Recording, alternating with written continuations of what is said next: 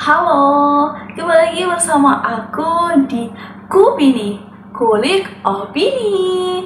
Tentu saja bersama Mimin di sini yang akan menemani teman-teman semua dalam beberapa menit ke belakang untuk membahas peran mahasiswa dan Pancasila menghadapi berita hoax di era pemilu 2024. Nah, tapi kali ini tuh Mimin gak sendiri.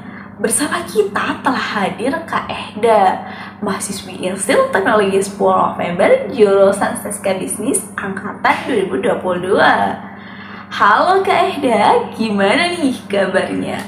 Alhamdulillah baik banget nih, Min. Oke, tanpa berlama-lama, langsung saja kita mulai ya Kak. Kak Ehda sudah siap? Siap banget dong, Min.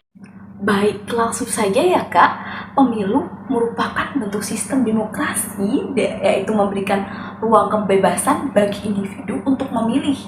Nah, biasanya nih, saat memasuki era pemilu akan sejalan dengan peningkatan berita hoax atau berita palsu. Menurut Kak Ehda nih, bagaimana sih peran mahasiswa sebagai agent of change, iron stock, dan social control dalam menghadapi banyaknya berita hoax di era pemilu 2024 mendatang nih? Boleh langsung dijawab nih Kak Ehda. Baik, bicara soal berita hoax. Maraknya penyebaran berita hoax pada era pemilu ini biasanya bertujuan untuk provokasi, ujaran kebencian, atau memutarbalikkan fakta untuk menjatuhkan seorang atau organisasi.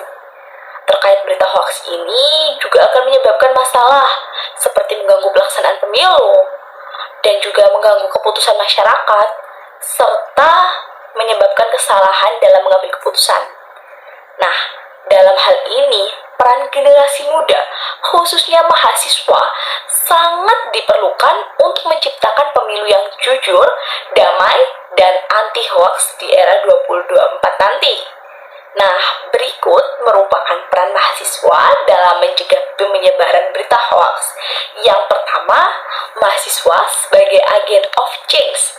Mahasiswa sebagai agen perubahan. Ya, telah kita ketahui bersama, dalam era ini mahasiswa dianggap punya akses yang lebih mudah terhadap ilmu pengetahuan. Untuk mampu menjadi agen perubahan dalam masyarakat, mahasiswa harus memiliki pengetahuan dan informasi tentang berita yang kredibel.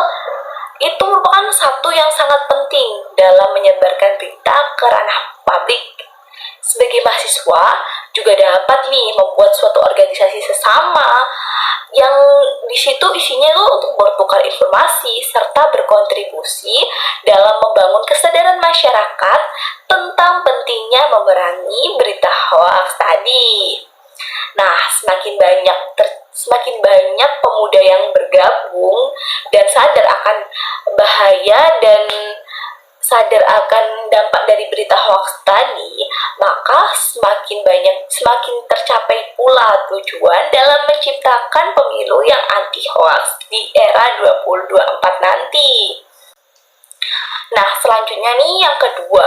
Yang kedua, mahasiswa ini berperan sebagai social control, di mana peran mahasiswa sebagai social control ini maksudnya tuh mahasiswa perlu mengembangkan berpikir kritis, sehingga mahasiswa ini dapat melihat secara lebih mendalam dan menemukan sisi-sisi yang tidak banyak ditemukan oleh orang lain. Contohnya saja nih, mahasiswa mengkritisi kebijakan pemerintah yang dianggap kurang sesuai dengan kondisi sosial tanpa melupakan menganalisis dari beberapa faktor. Ataupun dapat mengadakan forum diskusi online untuk membahas isu-isu politik, hoax, ataupun mengajak masyarakat berpartisipasi dalam kegiatan tersebut juga diperbolehkan untuk memberikan pendapat atau masukannya. Nah, mahasiswa ini juga bisa mengedukasi masyarakat bagaimana caranya melapor berita hoax jika menemukannya. Baik, peran mahasiswa yang selanjutnya yaitu peran mahasiswa sebagai iron stock. Ya, kita ketahui bersama, mahasiswa sebagai iron stock atau penerus bangsa. Dalam peran ini, mahasiswa merupakan harapan bangsa. Sebagai mahasiswa, diharapkan kita memiliki kemampuan, akhlak baik, dan juga dapat berkolaborasi baik dengan lingkungan sekitar, serta memiliki pengetahuan yang terbuka.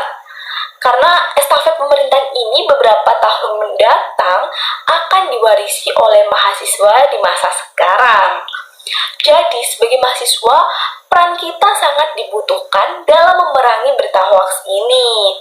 Oleh karena itu, mari kita mulai sadar terhadap informasi palsu yang bermunculan di media sosial dan menjadi bagian untuk menciptakan pemilu 2024 yang anti hoax. Baik Kak, bicara tentang Pancasila nih, menurut Kak Ehda, bagaimana sih peran Pancasila dalam kasus ini? Boleh langsung dijawab Kak. Oke, baik. Menurut saya nih, pengamalan sila ketiga Pancasila yang berbunyi Persatuan Indonesia ini sudah cukup dapat diimplementasikan dengan menjadi pengguna media sosial yang baik dan tidak percaya tentang informasi yang belum jelas, agar tidak terjadi sebuah perpecahan atau disintegrasi bangsa. Adapun upaya preventif yang lain yang dapat diterapkan untuk menghadapi hoax di era digital ini adalah masyarakat harus memiliki sikap yang selektif terhadap informasi yang dijumpai di media sosial agar informasi yang salah tidak dijadikan acuan dan tetap berpedoman pada nilai-nilai Pancasila. Wah, menarik sekali nih jawaban dari Kak Ehda. Oke, semoga jawaban dari Kak Ehda nih menambah insight dan juga pengetahuan buat teman-teman nih. Baiklah, aku Mimin undur diri. Sekian dan terima kasih untuk hari ini. Bye-bye.